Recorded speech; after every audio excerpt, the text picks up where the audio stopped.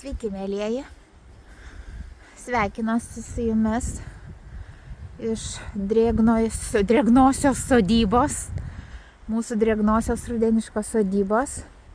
Šiandien ką mes turim spalio 12, sekmadienis. Oi, taip, tai atvykome vakar, darbavomės vakar. Na, dabar aš einu pasirinkti aviečių sūnui.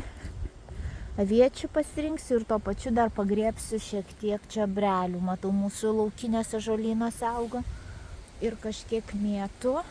Nors praeitą kartą atsivežiau, bet dar yra tų rudeniškų mėtų. Žinot, kai sugrįžti į miestą, į Vilnių, tai norisi tų žolelių, tokių arbatėlių išsivirti kartais.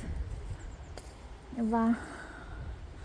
Tai aš, kaip sakant, veduosiu jūs į laukinę gamtą, nes čia viskas pas mus, tikrai taip labai lauko sąlygom. Bet avietės tai gražuolės, tikrai ir skanios, ir čia, aišku, mes jau daug jų ir nuvalgėm. Aš noriu parvežti sūnui, kuris šiuo metu, žinau, Vilniuje žiūri filmą anglų kalba ir ruošiasi atsiskaitimui. Turi dalyką ten anglų kalbą, vienas iš dalykų pirmame kurse, žodžiu, papasakoti, jis turi tą filmą, ten nuosekliai siužetą, eiliškumą išlaikyti, tai va, tai jis su mumis nevyko.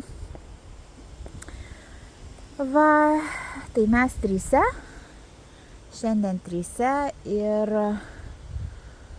va, esame čia biškį, truputį darbavomės. Vyras daugiau, aš tokia kažkokia, nežinau, kaip visada. Mergaitės, kaip paskui atvažiuoji, nuotaikos nėra, viskas apleista. Tai aš šiaip nesu, žinokit, negatyvi, bet čia kažkas su manim atsitinka šito apleistoj sodyboj, kažkas su manim pasidaro.